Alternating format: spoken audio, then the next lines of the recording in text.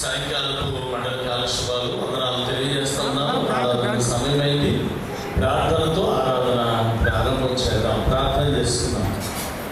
మహోన్నతుడ, జీవం కలిగిన మా యేసయ్య, జీవాధిపతి, లోకరక్షక యేసు స్వామి, మీ పరిశుద్ధమైన పాదములకు వందనాలు, స్తోత్రాలు చెల్లిస్తూ ఉన్నాం. నాయన మా దేవ, గడిచిన పగటి వేళంతా కూడా మీరు ఎక్కల చాటున సంఘాన్ని కాచారు. నాయన మండలకాల ధ్యానంలోనికి 9వ రోజులోనికి మమ్మల్ని ప్రవేశపెట్టిన గొప్ప దేవుడు ఈ దినాన ప్రభా, మీ పక్షాన్ని నిలవనైనా ప్రభా, మీ బిడ్డను జ్ఞాపకం చేసుకుని ఆత్మచేత అభిషేకించి సంఘానికి కావలసిన వర్తమానంతో మీరు మాట్లాడగలందులకై మీకు వందనాలు, స్తోత్రాలు చెల్లిస్తూ ఉన్నాను. ఆరాధనకు రావాల్సిన మా ప్రియులందరూ తోడుకొని రండి. వచ్చిన మా స్వరాలతో మిమ్మల్ని కీర్తించి గణపరిచి ఆరాధన అంతా కూడా ఆది నుండి అంతం వరకు మీ మహిమార్థమై జరిగించమని యేసు నామములో అడిగి వేడుకొనుచున్నాము తండ్రి, ఆమేన్. దయచేసి కూర్చోండి. అరుణశేఖర్ గారు కూర్చోండి.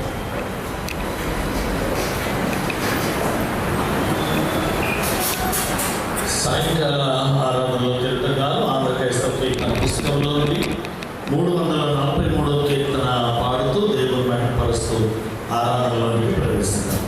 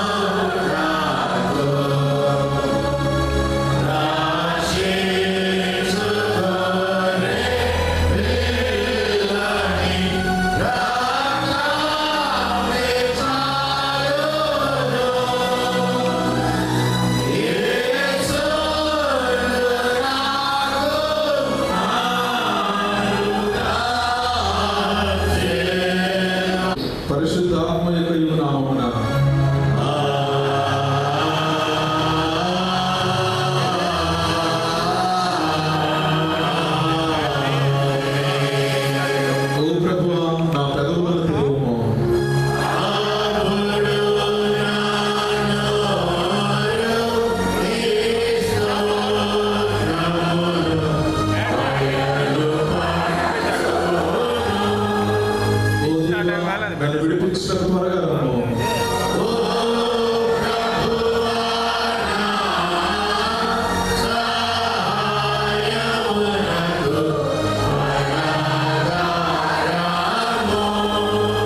తండ్రికి కుమారునికి పరిశుద్ధాత్మకు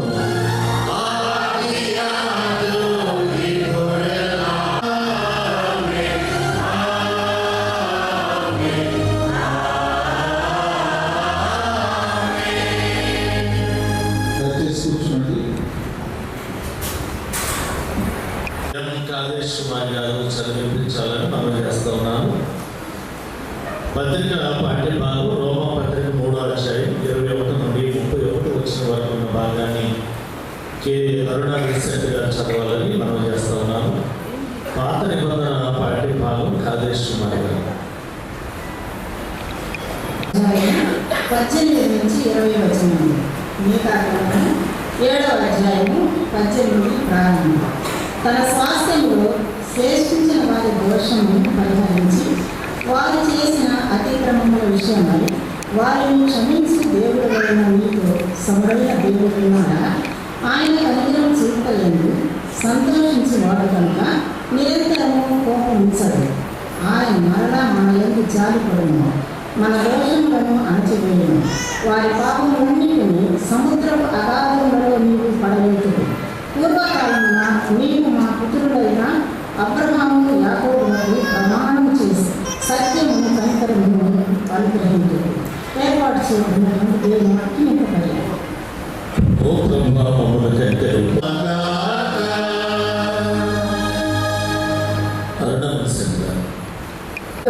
ఏర్పాటు చేయబడిన పత్రికలోని పాఠ్యభాగము అపోస్తలుడైన పౌలు రోమీయులకు రాసిన పత్రిక 3వ అధ్యాయము 21వ వచనం నుండి 31వ వచనం వరకు. రోమీయులకు రాసిన పత్రిక 3వ అధ్యాయము 21వ వచనం నుండి ప్రారంభం. ఇట్లుండగా ధర్మశాస్త్రములకు వేరుగా దేవుని నీతి బయలుపడుచున్నది. దానికి ధర్మశాస్త్రములు ప్రవక్తలను సాక్ష్యం ఇచ్చుచున్నారు. అది యేసుక్రీస్తునందరి విశ్వాస మూలమైనది. నమ్ము వారందరికీ కలుగు దేవుని నీతి అయి ఉన్నది. ఏ భేదమును లేదు. అందరూ పాపము చేసి దేవుడు అనుగ్రహించు మహిమను పొందలేకపోతున్నారు. కాబట్టి నమ్మువారు ఆయన కృపచేతనే క్రీస్తు యేసునందరి విమోచనము ద్వారా ఉచితముగా నీతిమంతులని తీర్చబడుచున్నారు. పూర్వము చేయబడిన పాపములను దేవుడు తన ఓరిక వలన ఉపేక్షించినందున ఆయన తన నీతిని కనుపరచగలని క్రీస్తు యేసు రక్తమునందరి విశ్వాసము ద్వారా ఆయనను కరుణాధారముగా బయలుపరిచింది. దేవుడు ఇప్పటి కాలమందు తన నీతిని కనపరచు నిమిత్తము తాను నీతిమంతులను యేసునందు విశ్వాసము గలవారిని నీతిమంతులుగా తీర్చువాడునే ఉండుటకు ఆయన అలాగ చేశాను. కాబట్టి అతిశయ కారణం ఎక్కడ? అది కొట్టివేయబడేది. ఎట్టి న్యాయమును బట్టి అది కొట్టివేయబడిన క్రియా న్యాయమును బట్టియా? కాదు, విశ్వాస న్యాయమును బట్టియే. కాగా ధర్మశాస్త్ర సంబంధమైన క్రియలు లేకుండా విశ్వాసము వలననే మనుషులు నీతిమంతులుగా తీర్చబడుచున్నారని ఎంచుచున్నాము. దేవుడు యూదులకు మాత్రమే దేవుడా? అన్యజనులకు దేవుడు కాడా? అవును, అన్యజనులకు దేవుడే.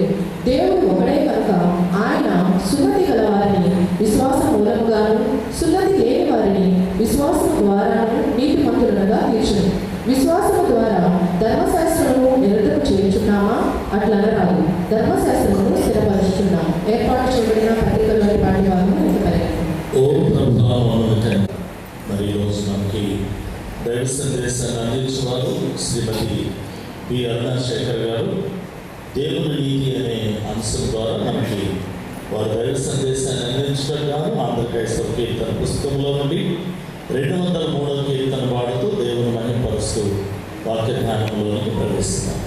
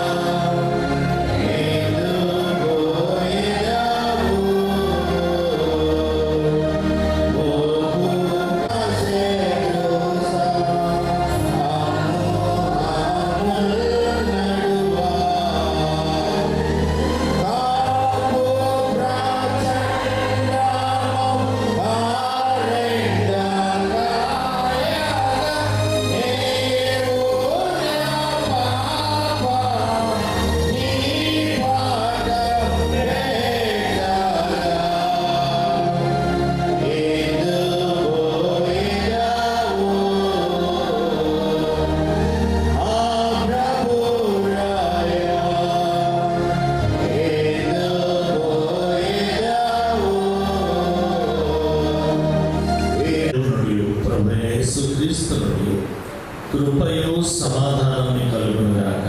ఆమేన్. దేవుని నీతి. దేవుని నీతి చెప్పడానికి చాలా కష్టము.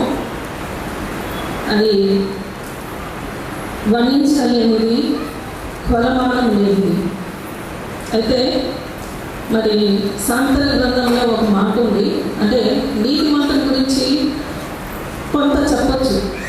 అది మరి సాంతల గ్రంథము 10వ అధ్యాయం 2వ వచనంలో నీతి మరణం నుండి తప్పిస్తుంది. 10వ అధ్యాయం 11వ వచనంలో నీతిమంతుని నోరు జీవపు ఊట. 25వ వచనంలో నీతిమంతుడు నిత్యము నిలుచు కట్టడంలో ఉన్నాడు. 31వ వచనం నీతిమంతుని నోరు జ్ఞానోపదేశము పలుకును. 30వ వచనం నీతిమంతుడు ఎన్నడూను కదిలింపబడడు. 11వ అధ్యాయము సాంతల గ్రంథం 8వ వచనంలో నీతిమంతుడు బాధల నుండి తప్పింపబడును. 18వ వచనం నీతిని విత్తువాడు శాశ్వతమైన బహుమానం పొందును. మరి 12వ అధ్యాయము సాంతలు 12వ వచనంలో నీతిమంతులు వేరు చిగుర్చును. 11వ అధ్యాయం 1వ వచనంలో నీతిమంతుల సంతానము విడిపింపబడును. మరి 11వ అధ్యాయం 31వ వచనంలో చూస్తే నీతిమంతులు భూమి మీద ప్రతిఫలము పొందుదురు. ఇవి చెప్పడం చాలా ఈజీగా ఉంది, కానీ ఇవి ఎంతమంది నీతిని అవలంబిస్తున్నారని కనుక మనం ఒక ప్రోగ్రెస్ రిపోర్ట్ కనుక చేస్తే చాలా తక్కువ అని చెప్పచ్చు. కానీ ఇట్టి నీతివంతుడైన దేవుడు మనకు ఉన్నందుకు దేవునికి ఎంతో వందనాలు. మరి ఆ నీతి అనేది మరణం నుంచి తప్పిస్తుందంటే ఒక మంచి డాక్టరు సరైన ట్రీట్మెంట్ ఇచ్చి ఒక పేషెంట్ని బతికించవచ్చు. ఒక తల్లి నీతిగా ఉంటే బిడ్డలను బతికించగలదు. మరొక తండ్రి నీతిగా ఉంటే కుటుంబము నడిపింపగలదు. మరి అలాగే చూస్తే ఒక నీతివంతుడైన సోల్జర్ దేశాన్ని రక్షించగలడు. ఇది చెప్పొచ్చు చాలా ఈజీగా. మరి మన దేవుడు ఎలాంటి దేవుడు అంటే శాశ్వతమైన దేవుడు. మరి మన దేవుడి గురించి ఒక మాట చెప్పాలంటే మరి మత్తయి సువార్త 6వ అధ్యాయము 33వ వచనం కనుక చూస్తే కాబట్టి మీరు ఆయన రాజ్యమును నీతిని మొదట వెతుకుడి నమ్మండి. సో ఈ నీతిమంతుడైన దేవుడికి ఏముందంటే ఒక రాజ్యం ఉంది. ఆ రాజ్యం ఎలా ఉందంటే నీతితో ఉంది. మరి కీర్తన గ్రంథము 89వ అధ్యాయం 14వ వచనంలో చూసినట్టయితే నీతి న్యాయములు నీ సింహాసనములకు ఆధారములు, కృపా సత్యములు నీ సన్నిధాన వర్తులు. అంటే ఒక రాజ్యం స్థిరపరచబడాలంటే మరి ఆ రాజ్యము నీతి న్యాయం ఉంటేనే ఆ రాజ్యము స్థిరంగా ఉంటుంది. అట్టి నీతి న్యాయం కలిగిన రాజ్యం ఏదైనా ఉందంటే అది కేవలము మన యేసుక్రీస్తు వారి యొక్క నిత్య రాజ్యము. మరి ఆయన రాజ్య పరిపాలన చేస్తాడు. ఆయన రాజ్యం వేరు. ఆయన రాజ్యము నీతితో న్యాయంతో కూడా నిండి ఉంది. ఒక నీతే కాదు కానీ న్యాయంతో కూడా నిండి ఉంది. కీర్తన గ్రంథం 145వ అధ్యాయము 17వ వచనంలో చూసుకుంటే యెహోవా తన మార్గములన్నింటిలో నీతి గలవాడు, తన క్రియలన్నింటిలో కృప చూపువాడు. ఏం చూపిస్తాడంట? మార్గములన్నింటిలో నీతి గలవాడు. ఎవరైనా ఫ్రెండ్స్ కానీ బంధుమిత్రులు కానీ కొంతవరకే వెళ్తారు. తర్వాత వాళ్ళకి కష్టం వస్తే వాళ్ళకి లాభం అనిపించకపోతే మనల్ని మంచిదారులు వదిలేస్తారు. కానీ ఈ నీతి కలిగిన దేవుడు తన మార్గం అంతట్లో నీతి గలవాడు, తన క్రియలన్నింటిలో ఏం చేస్తారంట? కృప చూపించేవాడు. మన పిల్లలు మాట వినకపోతే కొంత సమయానికి ఏం చేస్తామంటే కొడతాము, లేకపోతే వదిలేస్తాం. కానీ మన దేవుడు కృప చూపించేవాడు. అంటే నిత్యము తన కృపని జ్ఞాపకం చేసుకునేవాడు. ప్రకటన గ్రంథము 19వ అధ్యాయము 11వ వచనంలో చూస్తే నమ్మకమైన వాడును, నీతిని బట్టి విమర్శ చేయవాడును, యుద్ధము జరిగించుతున్నాడు. ఈయన ఎలాంటి దేవుడు అంట? ప్రకటన గ్రంథంలో చెప్పిన మాట, నమ్మకమైన వాడు, నీతిని బట్టి ఏం చేస్తున్నాడు? విమర్శ చేస్తున్నాడు. అంతేకాదు కానీ యుద్ధములు కూడా జరిగిస్తున్నాడు. మరి ఇశ్రాయేలు ప్రజలకి ఐగుప్తు నుంచి బయటకు వచ్చినప్పుడు యుద్ధాలు చేశారా లేదా దేవుడు?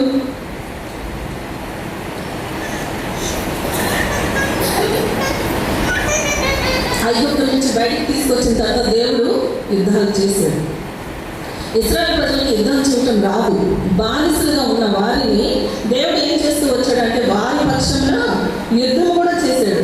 ఆయన నేత్రములు 12వ వచనంలో అగ్ని జ్వాలలు వంటివి, ఆయన శిరస్సు మీద అనేక కిరీటములు ఉండెను, రాయబడిన నామం ఆయనకు కలదు, అది ఆయనకే కానీ మరి ఎవరికి తెలియదు. మరి ఆయన నేత్రాలు ఎలా ఉన్నాయంట? అగ్ని జ్వాలలు. మరి ఒక్క రాజుకి, ఒక రాజ్యానికి ఒక కిరీటం ఉంటేనే ఆ రాజు అసలుకి నేనే రాజుని అంటాడు. కానీ మన రాజు ఎలాంటి దేవుడు అంటే, మన రాజు 16వ వచనం, రాజులకు రాజును ప్రభువులకు ప్రభువును అను నామము ఆయన వస్త్రం మీదను తొడ మీదను రాయబడి ఉన్నది. ఇంత గొప్ప దేవుని మనము కలిగి ఉన్నాము. ఆయన నీతి మనం చూస్తున్నాము. మరి దినవృత్తాంతంలో 32వ అధ్యాయం 4వ వచనంలో ఆయన ఆశ్రయదుర్గంగా ఉన్నాడంట ఎవరికైనా. ఆయన కార్యములు ఎలాగే సంపూర్ణం, కంప్లీట్, అసలు ఇంకా ఏ పొదుపు ఉండదు, అక్కడ ఎక్కడ మధ్యలో వదిలిపెట్టేసి ఉండదు. ఆయన కార్యములు సంపూర్ణములు, ఆయన చర్యలన్నీ కూడా ఎలా ఉన్నాయంట? న్యాయములు. ఆయన నిర్దోషి అయి నమ్ముకున్నదగిన దేవుడు, ఆయన నీతిపరుడు, యథార్థవంతుడు. ఎంత గొప్ప దేవుని ఈరోజు మనము కలిగి ఉన్నాము. ఎంత శక్తి కలిగిన దేవుడు, ఎంత నీతి కలిగిన దేవుడు, న్యాయం కలిగిన దేవుడు. ఆయన చర్యలను నిర్దోషమైనవి. మరి ప్రకటన గ్రంథము 1వ అధ్యాయం 5వ వచనంలో చూస్తే, నమ్మకమైన సాక్షియు, మృతుల నుండి ఆది సంభూతుడిగా లేచిన వాడును, భూపతులకు అధిపతినైన యేసు క్రీస్తు నుండి మనకి ఏముంటుందంట? కృపయు సమాధానములు మీకు కలుగునుగాక. 6వ వచనంలో చూస్తే, మనలను ప్రేమించుచు తన రక్తం వల్ల మన పాపముల నుండి మనలను విడిపించువానికి మహిమయు ప్రభావమును యుగ యుగములు కలుగునుగాక. ఆమేన్. ఆయన మనలను తన తండ్రి యొక్క దేవునికి ఒక రాజ్యంగాను యాజకులుగాను చేశారు. ఎంత గొప్ప దేవుడు అండి! ఎవరైనా మరి అంటే పొలిటీషియన్ లీడర్స్ కానీ, మరి ఎవరైనా అధికారంలో ఉన్నవాళ్ళు కానీ ఎంతవరకు మనల్ని అంటే వాళ్ళతో మనల్ని ఉండనిస్తారంటే, మనం వాళ్ళ మాట వినేదాకా. వాళ్ళ పక్కనే చేరేసుకొని కూర్చోబెట్టరు, వాళ్ళు కూర్చున్న చైర్లో మనల్ని కూర్చోబెట్టరు. కానీ దేవుడు ఏం చేస్తున్నాడంట? ఆయన మనలను తన తండ్రి దేవునికి ఒక రాజ్యంగాను యాజకులుగాను చేశాను. మరి ఇంటి గొప్ప దేవుని మనం చూసినట్టయితే మరి చూద్దాము. మత్తయి సువార్త 1వ అధ్యాయం 21వ వచనం. అది నెరవేరుతుంది కదా. క్రిస్మస్ జరుపుకున్న రోజుల్లో తన ప్రజలను వారి పాపం నుండి ఆయనే రక్షించిన కనుక ఆయనకు యేసు అను పేరు పెడతారు. లూకా సువార్త 2వ అధ్యాయం 14వ వచనంలో కూడా, సర్వోన్నత స్థలంలో దేవునికి మహిమయు, ఆయన ఇష్టమైన మనుషులకు భూమి మీద. సో ఈరోజు దేవుడు మనకి సమాధానం ఇవ్వటానికి వచ్చాడు. ఇలాంటి డేస్లో దేవుని దగ్గర వాక్యం వింటున్న మనకి శాంతి సమాధానం లేకుండా ఉన్న మనకి, నెమ్మది లేకుండా ఉన్న మనకి ఆయన వాక్యం ద్వారా మరొకసారి తెలియజేస్తున్నాడు, నేను నీ పట్ల నమ్మకమైన వాడిని, బలమైన వాడిని, మాట తప్పని దేవుడిని. మనల్ని అంటే కనీసం తండ్రి అంతా కూడా యోగ్యత లేని మనకి, నాకు ఆయన యాజక ధర్మం చేయడానికి అధికారం ఇచ్చాడు. ఎంత గొప్ప దేవుడు మన దేవుడు. మరి 111వ అధ్యాయం 2 నుంచి 4వ వచనం చూస్తే, ఆయన క్రియలు గొప్పవి, వాటి యొక్క ఇష్టం గల వారందరూ వాటిని విచారిస్తారట. ఆయన క్రియలు గొప్పవి. నిజంగా మన జీవితంలో ఆయన క్రియలు జరుగుతున్నాయా? ఉన్నాయా? విచారిస్తున్నామా? మోషే, దావీదు, యాకోబు, సమూయేలు గారు ఎవరిని చూస్తున్నా వాళ్ళు దేవుని దగ్గరికి వెళ్ళి విచారణ చేశారు. దేవా మేము ఏం చేయాలి, వెళ్ళాలా వద్దా, ఏదో చేయాలా లేదా, ఆగిపోవా ఉంటావా, అసలు నువ్వు ఉన్నావా లేదా, ఇవన్నీ విచారించారు. ఈరోజు మన జీవితాల్లో నిజంగా యేసుప్రభువు వారు ఉన్నారని మీరు విచారిస్తున్నారా, అడుగుతున్నారా దేవుని? ఆయన కార్యములు మహిమ ప్రభావం గలది. ఆయన నిజంగా తన బిడ్డల్ని ఎలా నింపుతాడంట? ప్రభావంతో నింపుతాడు, మహిమతో నింపుతాడు. ఆయన నీతి నిత్యము నిలకడగా ఉంది. ఒక మాట ఇచ్చి తప్పే దేవుడు కానే కాదు, ఆయన నీతి నిత్యము నిలిచేది. మరి 4వ వచనం చూస్తే ఆయన తన ఆశ్చర్య కార్యములను జ్ఞాపకార్థ సూచనగా నియమించి ఉన్నాడు. ఆయన ఏదో మాటలు చెప్పి మరి ఏదో జరిగిపోయింది, అప్పుడు ఇట్లా జరిగింది ఇట్లా జరిగింది అని నమ్మించి భ్రమపరిచే దేవుడు అయితే కాదన్న. ఆయన ఎలాగుందంటే ఆయన నామము జ్ఞాపకార్థ సూచనగా. మరి సొదొమ గొమొర్రా ఈరోజు ఎలాగో మనకి లేదని చెప్పట్లేదు. ప్రపంచం మొత్తము సొదొమ గొమొర్రాని చూస్తున్నప్పుడు ఇది ఎందుకు ఇలా అంటే ఖచ్చితంగా ఎక్కడికి వెళ్ళాలి? సొదొమ గొమొర్రా ప్రజల యొక్క పాపము ఆకాశాన్ని కంటింది కనుక దేవుడు అక్కడి నుంచి తన ఉగ్రతను చూపించాడని చెప్పకుండా ఉండలేరు. ఈ రోజు కదిలించిన దానంట ఏమొస్తుంది దాంట్లో నుంచి? గంధకము, కాలకుండా ఉండే గంధకం కూడా చేతుల్లో రాలుతుందంట. మరి ఎర్ర సముద్రాన్ని పాయ చేశాడు అని చెప్పి చాలా మంది మరి మనము నమ్ముతాము. చాలా మంది ఏమంటారు, దాని మీద రీసెర్చ్ చేసి నిజంగానే సముద్రంలో ఏమున్నాయి? రథ చక్రాలు, గుర్రాల యొక్క అవశేషాలు ఉన్నాయి. సో జ్ఞాపకార్థంగా దేవుడు మనకి ఊరినే అయితే ఆయన నమ్మమని చెప్పట్లేదు, కానీ భూమి మీద ప్రతి ఒక్కరికి వాళ్ళు యేసుప్రభువు అని నమ్మినా నమ్మకపోయినా ఆయన సూచనలు భూమి మీద మనకు ఉంచి ఉన్న దేవుడు. అంత మాత్రమే కాదు, మరి ద్వితీయోపదేశకాండం 1:30 కనుక చూస్తే ఆయన ఎలాంటి దేవుడు అంటే, మీకు ముందుగా నడుచుచు మీ దేవుడైన యెహోవా మీ కనులెదుట ఏం చేశాడు? ఐగుప్తులలో అరణ్యంలోనూ మీ కొరకు చేసినట్లు మీ పక్షముగా యుద్ధంలో చేయండి. మీరు ఈ చోటికి చేరు వరకు మీరు వచ్చిన మార్గం అంతటిలోనూ మనుషుడు తన కుమారుని ఎత్తుకున్నట్లు మీ దేవుడైన యెహోవా మిమ్మల్ని ఎత్తుకొని వచ్చిన సంగతి మీరెరుగుదురు. సో దేవుడు ఎలా తన ప్రజల్ని ఐగుప్తు నుంచి మరి ఎలా తీసుకొచ్చాడంటే, ఒక కుమారుడు, ఒక తండ్రి తన కుమారుని ఎత్తుకున్నట్టు. మరి రాత్రి సమయంలో గృహాలు వేసుకోవాలంటే ఏం చేశాడంట? అగ్నిస్తంభంగాను. మరి ఇప్పుడైతే లైట్లు ఉన్నాయి, ఇప్పుడైతే మరి మంచి స్ట్రీట్స్ ఉన్నాయి, అన్ని సదుపాయాలు ఉన్నాయి. మరి అప్పుడైతే ఏం లేవు. కానీ దేవుడు నమ్మదగిన దేవుడు. తన ప్రజలు ఎండ తగలకుండా మేఘస్తంభంలో, రాత్రుల్లో అగ్నిస్తంభంగా ఉండి వాళ్ళు గృహాలు వేసుకునేదాకా. ఇప్పుడు ఆపరేషన్ చేయాలంటే లైట్ ఎట్లా పడాలంటే కరెక్ట్గా ఇప్పుడు ఎట్లయితే పడుతుందో అలా పడితేనే ఆపరేషన్ చేయగలరు. ఏ డాక్టర్ అయినా కరెంట్ పోతే ఇంకా ఆపరేషన్ లేదు, ఆ పేషెంట్ బతికుంటాడో కూడా లేదు. కానీ మన దేవుడు నీతి కలిగిన దేవుడు. వాళ్ళ గృహాలు వేసుకునేదాకా ఎలా వేసుకుంటారో మొత్తము లైట్ అక్కడ పడేదానికి ఏం చేస్తాం? వాళ్ళ గృహాలు కూడా మీ గుడారంలో వేయవలసిన స్థలంలో మీకు సిద్ధపరిచినట్లు రాత్రి అగ్ని స్తంభంగాను మరి పగలు మేఘ స్తంభంగాను దేవుడు మన ముందు నడిచిన దేవుడు. యెహోవా యందు అట్లా చేసినా కానీ ఇశ్రాయేలు ప్రజలు ఏం చేయలేదంట? ఏం చేయలేదు? విశ్వాసం ఉంచలేదు. ఈరోజు ఇక్కడ కూర్చున్న మనం అందరిలో కూడా దేవుడు నాకు ఏ కార్యం చేయలేడు అని చెప్పలేము. ఆయన చేసి ఉన్నాడు కాబట్టి ఈరోజు మనం ఇక్కడంతా కూర్చొని ఉన్నాం. విశ్వాసము ఎక్కడ సన్నగిలుతుందో మనము గ్రహించుకోవాలి. దేవుడికి కావాల్సింది కూడా అదే. హెబ్రీయులకు రాసిన పత్రికలో కనుక మనం చూస్తే 2వ అధ్యాయము మరి 9వ వచనం నుంచి 17వ వచనం చూస్తే వాళ్ళు 40 సంవత్సరాలు ఏం చేశారు? మోషేని వెంబడించారు. ఎన్ని సంవత్సరాలు? 40 సంవత్సరాలు. ఇప్పుడు మనం లెంట్ డేస్కి ఎన్ని దినాలు వస్తాం? 40 దినాలు. ఎన్ని సంవత్సరాలు వస్తున్నాం? ఎవరు వాళ్ళే లెక్క చెప్పుకోవాలి. విశ్వాసం ఎంత పెరిగింది? మన హృదయ ఆలోచనలు ఎలా ఉన్నాయి? హెబ్రీయులకు రాసిన పత్రికలో వాళ్ళంతా తమ ఆలోచనలు, హృదయ ఆలోచనలు తప్పిపోయారంట.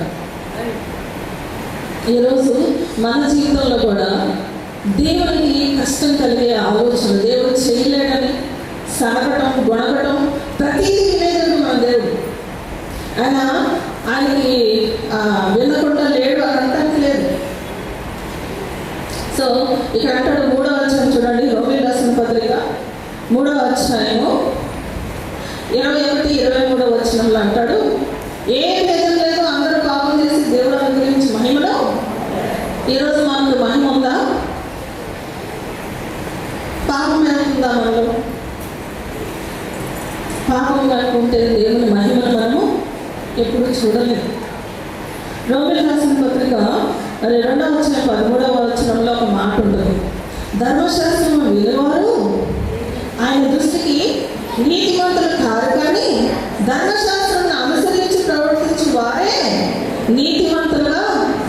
ఈరోజు మనం ఎంతమంది ఈ శబ్దం ద్వారా, మైక్ శబ్దం ద్వారా వింటూ నేను విన్నా లేదు తృప్తి పడితే శత్రువు మనల్ని భ్రమపరిచి మోసం చేసి తిరిగి మనల్ని శాపంలో, పాపంలో బంధిస్తాడు. అయితే ఇక్కడ ఏమని చెప్తున్నారంటే పౌలు గారు, ధర్మశాస్త్రం అనుసరించి ప్రవర్తించేవారే నీతిమంతులుగా ఎంచబడుతున్నారు. మరి అప్పుడు వాళ్ళు అట్లా చేశారు కదా, మరి ఇప్పుడు నేను బాగానే ఉన్నాను కదా, మనం బాగానే ఉన్నాం కదా అని అనుకుందామా? మనకు ధర్మశాస్త్రం లేదు కాబట్టి మనం పర్వాలేదు అనుకుందామా? చూద్దాం. రోమీయులకు రాసిన పత్రిక 3వ అధ్యాయం 11వ వచనంలో అంటాడు, నీతిమంతుడు లేడు, ఒక్కడుగా లేడు, గ్రహించేవాడు ఎవడునూ లేడు, దేవుని వెతుకువాడు ఎవడునూ లేడు. సో నేను ముందే చెప్పాను, దేవుని రాజ్యము మొదట ఆయన నీతిని, ఆయన రాజ్యమును వెతుకుము, అప్పుడు మీకు అవన్నీ అనుగ్రహించబడు. సో మనం 40 డేస్లో ఫాస్టింగ్ నుండి వస్తేనే మనకు ఏవో కావాల్సినవి జరుగుతాయి అని అనుకోవటము జరగచ్చు, జరగకపోవచ్చు. కానీ మొదట ఎవరు వెతకాలి? ఆయన నీతిని, ఆయన రాజ్యము. యేసుప్రభువు వారితో ఉన్న వాళ్ళంతా కూడా మరి ఆయన వెనకే ఉన్నప్పుడు వీళ్ళు ఎందుకు వస్తున్నారంటే దేవుడు చెప్పాడు, దేనికి వస్తున్నారు వాడు? ఏం దొరుకుతాయని వెంబడించిన యేసుప్రభువు వారిని? రొట్టెలు దొరుకుతున్నాయి, స్వస్థతలు వస్తున్నాయి, అద్భుతాలు కళ్ళతో చూడొచ్చు కదా, ఫాలోయింగ్ బాగుంది అనుకోవచ్చు. అవి ఇలాంటి వ్యక్తితో మేము వెనక తిరుగుతున్నాం, వెనక ఉన్నామని. కానీ అది కాదు. ఆయన ఎలాంటి దేవుడు అంటే నీతి కలిగిన దేవుడు. సూర్యుడు ఒక చోట మంచి వాళ్ళకే సూర్యకాంతి నుంచి చెడ్డ వాళ్ళకి సూర్యకాంతి ఇవ్వకుండా ఉందా? ఒక సూర్యుడికి అంత నీతి అయితే దేవుడికి అంత నీతో తెలుసా? ఆయన అందరి యొక్క హృదయాలను ఎరిగిన దేవుడు అంట, ఆయన అందరికీ దేవుడు అంట, ఆయన అందరికీ ప్రభు అంట. ఈరోజు మనం నిజంగా దేవుడిని వెతుకుతున్నాము. ఇక్కడ అందుకే మరి గ్రహించేవాడు లేడంటే ఏం గ్రహిస్తున్నాం? దేవుడు మనతో ఉన్నాడా లేడా గ్రహిస్తున్నామా? తండ్రి అంటే మాట్లాడేది కూడా, ప్రభువా అంటే నేను ఉన్నానని నేను చెప్పేది కూడా. ఒక తండ్రి ఆదరించినట్టు, ఒక తల్లి ఆదరించినట్టు మనల్ని ఆదరించే దేవుడు. అలాంటి దేవుడితో మన సహవాసం ఎలా ఉంది? మరి ఇక్కడ చూస్తే దేవుడిని వెతుకువాడే లేదంట, అందరూ త్రోవ తప్పి ఏకంగా ఏమేదంట పనికి మనం వారైంది. ఎందుకు పనికి మనం ఏమవుతున్నాం? త్రోవ తప్పిపోతుంది. ఏ త్రోవ? మరి చూస్తే ధర్మశాస్త్రము మరి ఇశ్రాయేలు ప్రజలకు ఇవ్వబడింది కదా. అంటే ఒక రాజుకి ఏముండాలి? ఒక రాజ్యం ఉండాలి, ఆ ప్రజల్ని పాలించడానికి ఒక శాసనాలు ఉండాలి కదా. మరి అలాగే దేవుడు మరి ఆదాము అవ్వని సృష్టించినప్పుడు ఆదాము అవ్వలు ఏం చేశారు? ఆజ్ఞాచరణమే పాపం అయిపోయింది. ఏదో పాపం కాదు, దేవుడు చెప్పింది చేయలేదు. నేనే నీకు దేవుడిని, నేను తప్ప నీకు వేరే దేవుడు ఉండకూడదు అంటే ఈరోజు మన దేవుడిని చాలా మంది ఉంటారు. ఎవరు వాళ్ళు? మన తల్లి అయి ఉండొచ్చు, మన తండ్రి అయి ఉండొచ్చు, మన పిల్లలు అయి ఉండొచ్చు, లేకపోతే ఇప్పుడున్న యుగంలో సెల్ ఫోన్ అయి ఉండొచ్చు. మరి ఇక్కడ కనుక చూస్తే మరి అలాగా కయీను కూడా ఏం చేశాడు? హేబెల్ని చంపేశాడు. మొదట రెండవది నరహత్య జరిగింది. కాబట్టి దేవుడు ఏం చేశాడంటే ఈ ప్రజలు ఇలాగే మరి ఆరో అధ్యాయంలో చూస్తే ఆది కాలంలో వారు ఎల్లప్పుడూ తమ హృదయాలోచనలో తప్పిపోతున్నారని చెప్పి ఏం చేశాడు దేవుడు? జలప్రళయం తెప్పించాడు. తర్వాత ఏం జరిగింది? ఇంక ఇలా కాదని ఆయనే నిబంధన చేసుకున్నాడు. నేను ఎప్పుడు కూడా ఇంకా జలప్రళయం తెప్పించినాడు. తర్వాత ఏం జరిగిందంటే మరి అలాగే ఈ ప్రజలు తప్పిపోకుండా ఉండడానికి ధర్మశాస్త్రం ఏర్పాటు చేస్తే ధర్మశాస్త్రంలో ఉన్నది మొత్తం పాత నిబంధనలో దేవుని యొక్క మరి బలి అర్పించే విధానంలో కానీ అవన్నీ ఆజ్ఞలు చూస్తే 600 ఉంటాయి. 600 నుంచి తర్వాత 10 ఆజ్ఞలు, తర్వాత కొత్త నిబంధనలు సరిగ్గా 2 ఆజ్ఞలు. 2 ఆజ్ఞల్లో మొదటి ఆజ్ఞ నీ దేవుడైన యెహోవాని ప్రేమించాలి. రెండవది నీ వలె నిజంగా మరి మనం ప్రేమించగలుగుతున్నాం సహోదరులు. ఇక్కడ అంటాడు చూడండి 13వ వచనం, రోమీయులకు రాసిన పత్రిక 3:13. వారి గొంతుక తెరిచిన సమాధి తమ నాలుకలతో మోసము చేదురు, వారి పెదవుల కింద సర్పవిషం ఉన్నది, వారి నోటి నిండా ఏముందట? శపించుటయు పగై ఉన్నవి, రక్తం చిందించుటకు వారి పాదములు పరిగెత్తుచున్నవి, నాశనము కష్టము వారి మార్గములు ఉన్నవి, శాంతి మార్గం వారు ఎదురు, వారి కన్నుల ఎదుట. నిజంగా దేవుని భయం అంటే ఖచ్చితంగా తన సహోదరుని ప్రతి ఒక్కళ్ళు ప్రేమించాలి. ఇది దేవుని యొక్క ఆజ్ఞ. ఇక్కడ తప్పిపోతున్నాము, ఈ లిస్టులో మనం తప్పిపోలేదు అని చెప్పడానికి లేదు.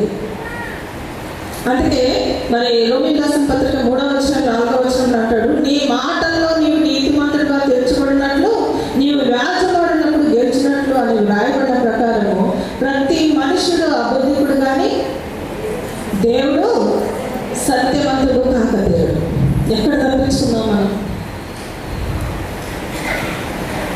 మరి తల్లిదండ్రుల్ని ప్రేమించగలుగుతున్నామా?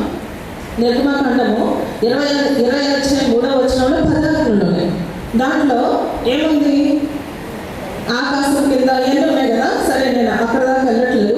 నీ తండ్రిని సన్మానించు, నరహత్య చేయకూడదు, వ్యభిచరించకూడదు, దొంగిలకూడదు, నీ పొరుగు వారి మీద అబద్ధ సాక్ష్యము పలకకూడదు, నీ పొరుగు వారి ఇల్లు ఆశించకూడదు, నీ పొరుగు వారి భార్యనైనను అతని దాసినైనను ఎద్దునైనను గాడిదైనను నీ పొరుగు వారి దగ్గర దేనిని కూడా ఆశించకూడదని చెప్పారు.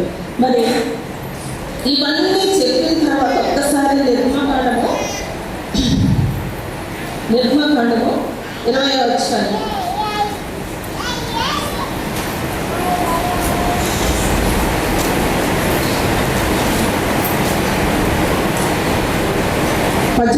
ప్రజలందరూ ఆ ఉరుములు, ఆ మెరుపులు, ఆ బూరధ్వనియు, ఆ పర్వత ధూపమును చూచి భయపడి తొలిగి దూరముగా నిలిచి మోషేతో ఇట్లా లేదు. అంటే దేవుడు మాట్లాడేటప్పుడు మోషేతో పాటు ఎవరున్నారు? ఇశ్రాయేలు ప్రజలు కూడా వింటున్నారు. వింటూ ఏమంటున్నారు? నీవు మాతో మాట్లాడము, మేము విందము, దేవుడు మాతో మాట్లాడేలా మేము చనిపోదు. అందుకు మోషే భయపడుకుడి, మిమ్మల్ని పరీక్షించుటకును మీరు పాపము చేయకుండానట్లును ఆయన భయము మీకు కలుగునట్లును దేవుడు ఏం చేసినని ప్రజలతో, ఆ రోజు ఇశ్రాయేలు ప్రజలతో ఏం చేసిన దేవుడు ఈరోజు మనతో వాక్యంతో మాట్లాడుతున్నాడు. అనుదినము మరి వాక్యం ఎంతమంది చదువుతున్నారో నాకు తెలియదు. దేవుడు నువ్వు వాక్యం బైబిల్ పట్టుకొని చదవటం మొదలు పెడితే దేవునితో మాట్లాడటం మొదలు పెడతాడు. సత్యమైన దేవుడు మన దేవుడు, మాట తప్పని దేవుడు మన దేవుడు. మరి ఇంకొక మాట చూస్తున్నాము.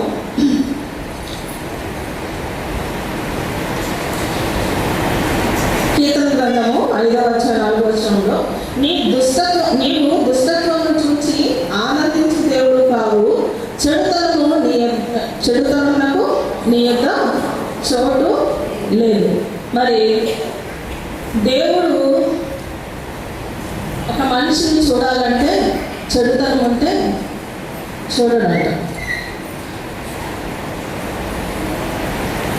యోగు అంటాడు, ఒక మాట అంటాడు, యోగు గ్రంథం 9వ అధ్యాయం 3వ వచనంలో, ఆయన 1000 ప్రశ్నలకు నేను ఒక్కదాన్ని కూడా ఉత్తరం ఇయ్యలేదు. నేను నీతిమంతుడని దేవుడితో వ్యాజమాడాలకు నిలబడితే ఆయన 1000 ప్రశ్నల్లో ఒక్కదాన్ని కూడా నేను సమాధానం చెప్పలేను.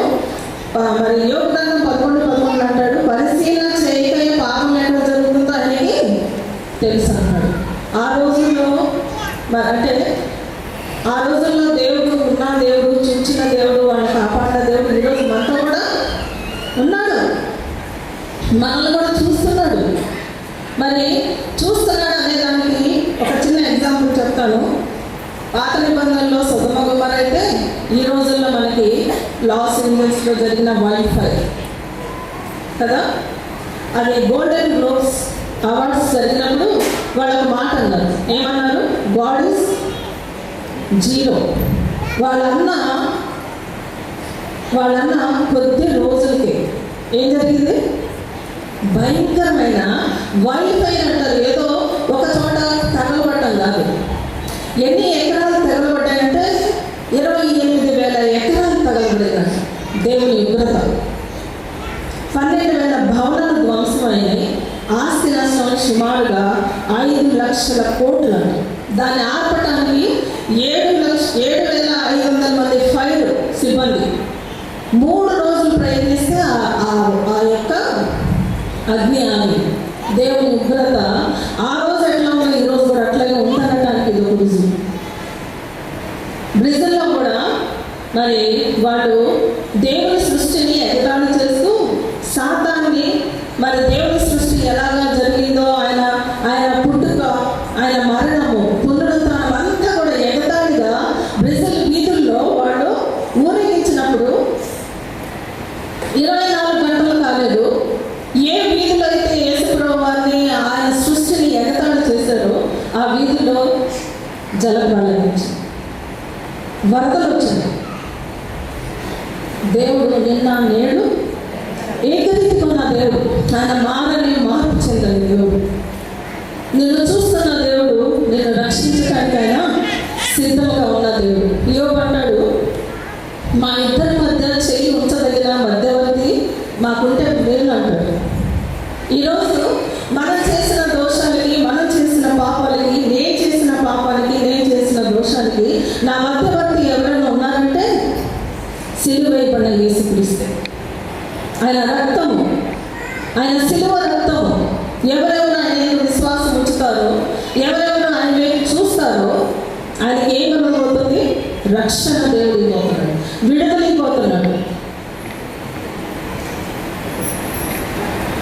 2 కొరింథీ 5:21 అంటాడు, ఎందుకనగా మనం ఆయనందు నీతి ఎగినట్లు పాపం ఎరుగని ఆయనను మన కోసము, ఈరోజు ఇక్కడ కూర్చున్న ప్రతి ఒక్కళ్ళ కోసము ఆయన పాపంగా అయ్యాడంట. ఆయన పాపంగా అయ్యాడు. ఫిలిప్పీయులకు రాసిన పత్రిక 3:9 క్రీస్తును సంపాదించుకొని ధర్మశాస్త్రం వలన నీతి కాక క్రీస్తునందుల విశ్వాసం వలన నీతి అనగా విశ్వాసం బట్టి దేవుడు అనుగ్రహించు నీతి గలవాడిని ఆయన యందు కనబడ నిమిత్తం, ఆయనలో కనబడాలంటున్నాం. ఏ పాటి వారు లెగిస్తే అబద్ధము, కూర్చుంటే అబద్ధము, అవసరమైతే స్వార్థము, లేకపోతే నష్టం. ఇది మానవ జీవితం. ఆయన పుట్టుక నీతి గలది.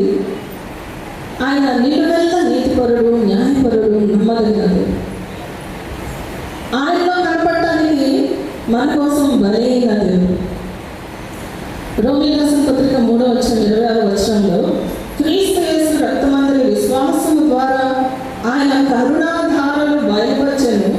దేవుడు ఇప్పటి కాలమందు తన నీతిని కనపరచు నిమిత్తము తాను నీతిమంతుడును యేసునందు విశ్వాసం గల వారందరినీ నీతిమంతునిగా తీర్చువాడు ఎదుటకు ఆయన అలాగ చేశాడు. ఎంత గొప్ప ధన్యత! ఈరోజు నమ్మితే, విశ్వాసం ఉంచితే, తండ్రి నేను పాపనైనా నా పాపలకు కడుగు, ఇగో నా ఈ దోషం నుంచి, ఈ పాపం నుంచి నేను బయటికి రాలేకపోతున్నాను. మానవ శరీరంలో ఉన్న ప్రతి విధమైనది నన్ను ఏం చేస్తుంది? పాపంలో బంధిస్తుంది. ధర్మశాస్త్రం కూడా ఏం చేస్తుంది? ధర్మశాస్త్రంలో మరి ఉన్న వాక్యాలన్నీ దాన్ని చేయలేని వాడు శాపగ్రస్తుడు ఉంది. గల్తీపత్రికుడు ఏ ఒక్కటి చేయకపోయినా ఏమైపోతున్నామట? ధర్మశాస్త్రంలో శాపగ్రస్తులు అవుతున్నాం. మన శరీరాన్ని చూస్తే మన శరీరంలో ఉన్న వీటిని బట్టి కూడా శాపం అవుతున్నాం. కానీ దేవుడు వీటన్నిటిని సిలువలో కొట్టివేయటానికి ఇష్టపడుతున్నాడు. ఇక్కడ అంటున్నాడు, చూద్దాము. రోమీయులకు రాసిన పత్రిక 3:27 ఎట్టి న్యాయాన్ని బట్టి అది కొట్టివేయబడను, కాదు, విశ్వాస న్యాయం బట్టి. ఈరోజు విశ్వసించిన ప్రతి ఒక్కడు దేవుడు తన రక్తంతో, తన నమ్మకత్వంతో, తన నీతిమత్వంతో మన నీతిమంతులుగా చేయడానికి ఇష్టపడుతున్నాడు. మనకు సామర్థ్యం లేదు, మనకు శక్తి లేదు. మరి ఇక్కడ చూస్తే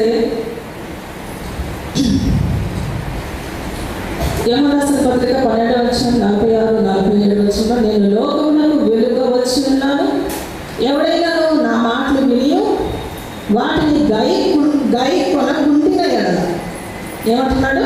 ఎవడైనా నా మాటలు విని వాటిని గై కొనకుండిన ఎడల నేను అతనికి తీర్పు తీర్చు. మన దేవుడు తీర్పు తీర్చడానికి రాలేదు, ఆయన రక్షించడానికి వచ్చాడు. లోక రక్షకుడు, తీర్పు తీర్చేవాడు ఇంకొకడు ఉన్నాడు అంటాడు ఇక్కడ. సో మత్తయి సువార్త 1:2 మనం చూసాము. మరి యోహాను సువార్త 1:9 నిజమైన వెలుగుండెను, అది లోకంలోనికి వచ్చుచు ప్రతి మనిషిని వెలిగించుచున్నది. ఈ వెలుగు ఎలాంటి వెలుగు? ప్రతి మనిషిని వెలిగిస్తుంది. వెలుగు, ఈ వెలుగుకి అంటే మనకి వెలుగు అని చెప్పేది దేనికి? సూర్యుడికి ఒక టైం వరకు వెలుగు ఉంటుంది, తర్వాత చంద్రుడు వస్తాడు. కానీ ఈ నీతి సూర్యుడికి చీకటి లేదు. ప్రతి వ్యక్తిని ఏం చేస్తుంది? అది వెలిగిస్తుంది. ఇంకొక మాట చూస్తే మరి మరణ శాసనము మరి ఆదికాండంలో చెప్పట్టు అది తిరుగున నిశ్చయముగా చచ్చదు అన్నాడు కదా. మరి మరణ శాసనం కొట్టివేయబడాలంటే మరణ శాసనము రాసిన వారు చనిపోతేనే అది కొట్టివేయబడుతుంది. హెబ్రీయుల రాసిన పత్రిక 9:16 ఆ మాట ఉంటుంది. మరి యెషయా గ్రంథము 53:10 అతన్ని నలగొట్టుటకు యెహోవాకు ఇష్టమైనను, ఆయన అతని వ్యాధి కలుగజేసెను. అతడు తన్ను తానే అపరాధ పరిహార బలిగా చేయగా అతని సంతానము చూసు.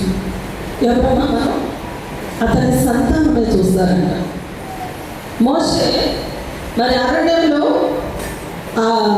వాళ్ళ యొక్క అవిధేయతను బట్టి పాములు కాటుకి దేవుడు అనుమతించినప్పుడు, పాములు వచ్చినప్పుడు దేవుడు మళ్ళా తిరిగి కనికరం చూపించేయమంటాడు, ఇతర సర్పాన్ని నిలబెట్టు, దాన్ని నిదానించి చూసిన వాడు బ్రతుకుతారు. ఈరోజు యేసు ప్రభు వారు శిలువ వైపు నిదానించి చూస్తే నిజంగా మన పాత రోగ బ్రతుకుల నుంచి మనం బ్రతికించబడి దేవుని కొరకు నీతి కలిగిన జనాంగంగాను, పరిశుద్ధమైన యాజక సమూహంగాను, రాజులైన యాజక సమూహంగా దేవుడు మనల్ని చేయటానికి ఇష్టపడుతున్నాడు. యెషయా 53:6 కూడా చూస్తే 53:11 అతడు కలిగిన వేదనను చూచి తృప్తి పొందును. ఎవరు? యేసు ప్రభువు. ఆయన కలిగిన వేదన చూసి ఆయన తృప్తి పొందుతున్నారట.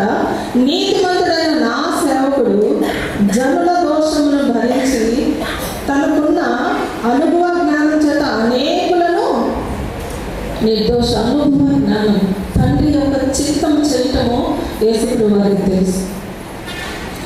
తండ్రి యొక్క మనసు గ్రహించడం యేసుప్రభువు వారికి తెలుసు. ఈరోజు మరి ఇలాగ సిలువ, నీ కొరకు నా కొరకు సిలువ వేయబడిన యేసు మనసును మనం ఎంతమంది గ్రహిస్తున్నాం?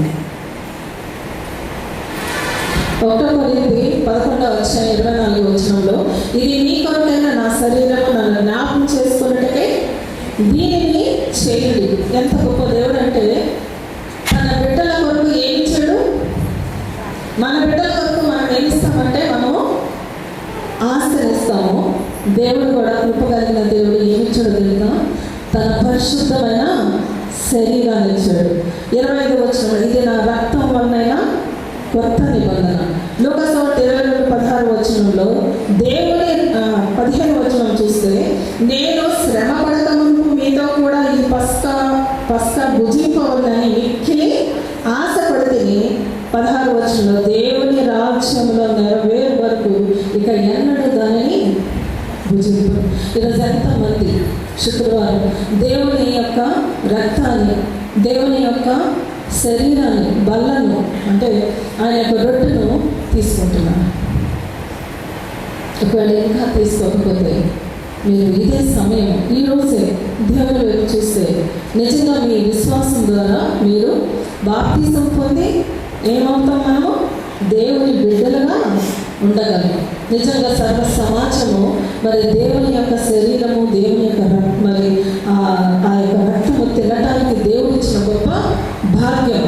మరి ఇక్కడ చూస్తే 1 పేతురు 1వ అధ్యాయము 18వ వచనంలో పర్యమైన మీ వ్యర్థ ప్రవర్తనను విడిచిపెట్టుకున్నట్లుగా వెండి బంగారం వంటి క్షయమైన వస్తువుల చేత మీరు విమోచింపబడలేదు, కానీ అమూల్యమైన రక్తం చేత అనగా నిర్దోషమును నిష్కలంకము గొర్రెపిల్ల వంటి క్రీస్తు రక్తం చేత మీరు విమోచింపబడినారు. సో ఎంతమంది విమోచింపబడ్డారో నాకు తెలియదు. మరి మీక పాత నిబంధనల గ్రంథంలో చెప్పాడు, తన స్వాస్థ్యంలో శేషించిన వారి దోషము పరిహరించి వారు చేసిన అతిక్రమం విషయంలో వారిని క్షమించు దేవుడైన నీతో సముడైన దేవుడు ఉన్నాడా? ఏ దేవుడు అలా లేడు. దుష్ట శిక్షణ, శిష్ట రక్షణ. మన దేవుడైతే దోషమును క్షమించడానికి సంతోషించే దేవుడు అంటారు. మరి ఆయన ఒక వాగ్దానం ఉంది, ఆ వాగ్దానం మీకు చూపిస్తాను. ఎహెజ్కేలు గ్రంథము 36వ అధ్యాయం 25వ వచనం. మీ అపవిత్రత యావత్తు పోనట్లు నేను మీ మీద శుద్ధ జలము చల్లుతాను. ఎంతమంది శుద్ధ జలం ఈరోజు బాప్తిసం తీసుకున్నారు? మీ విగ్రహముల వల్ల మీకు కలిగిన అపవిత్రత అంతయే తీసివేసేదను, నూతన హృదయం మీకు ఇచ్చేదను, నూతన స్వభావం మీకు కలుగజేసెను, రాతి గుండెను తీసివేసి మాంసపు గుండెను మీకు ఇచ్చేదను, నా ఆత్మ మీ మీద ఉంచి నా కట్టడలను అనుసరించి వారిని గాను నా విధులను గైకొన్న వారుగా మిమ్మల్ని చేసేదను. నేను మీ పితరులకు ఇచ్చిన దేశంలో మీరు నివసించదరు, మీరు నా జనులైందురు, నేను మీ దేవునైందును, మీ సకల అపవిత్రత పోగొట్టి నేను మిమ్మల్ని. ఇది దేవుని మాట. ఈరోజు ఎంతమంది సిలువ చూస్తున్నారు, వారి రక్షణ పొందుతారు. ఖచ్చితంగా దేవుడు సిద్ధంగా ఉన్నాడు మిమ్మల్ని నీతిమంతులుగా తీర్చడానికి. మన వల్ల అయితే కాదు.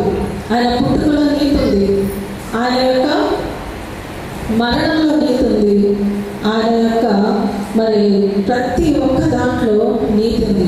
ఆయన సమాధి కూడా ఎంత నీతిమంతుడంటే ఆయన సమాధి కూడా ఎవరో సమాధిలో ఉన్నాడు.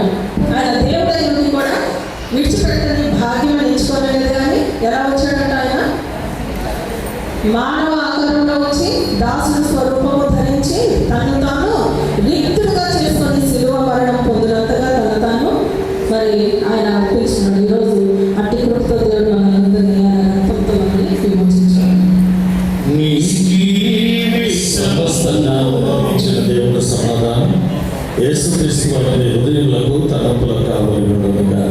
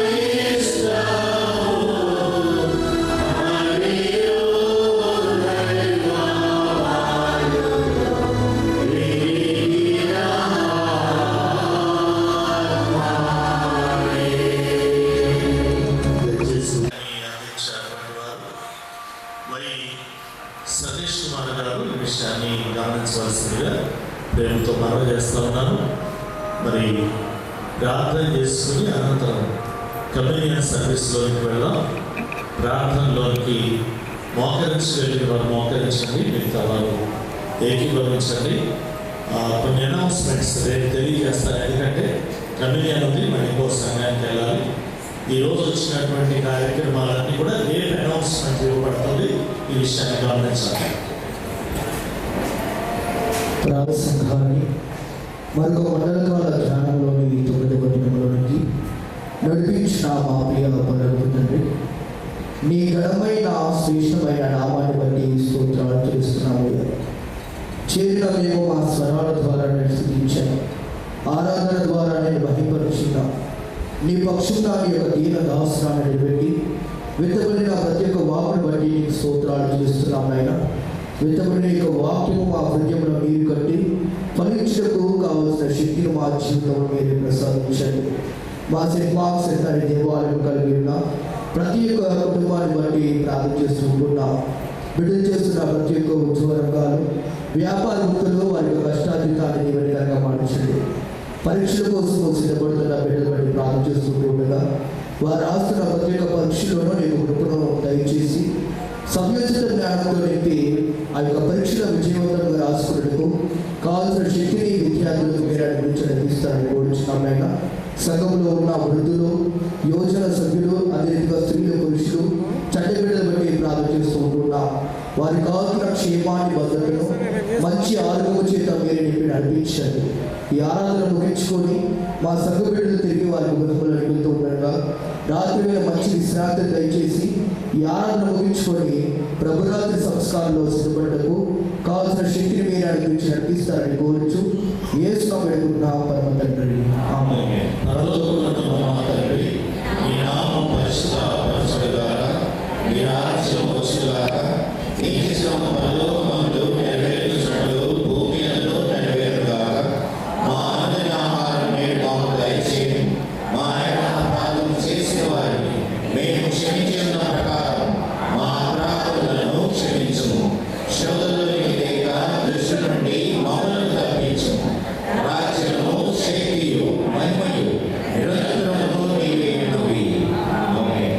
ప్రభు నిన్ను ఆశీర్వదించి నిన్ను కాపాడుగాక. ప్రభు నీకు తన సన్నిధిని ప్రకాశింపజేసి నిన్ను కరుణించుగాక. ప్రభు నీ మీద తన సన్నిధి కాంతిని ఉదయింపజేసి నీకు సమాధానము కలుగ చేయునుగాక. ఆమేన్. స్తోత్రం.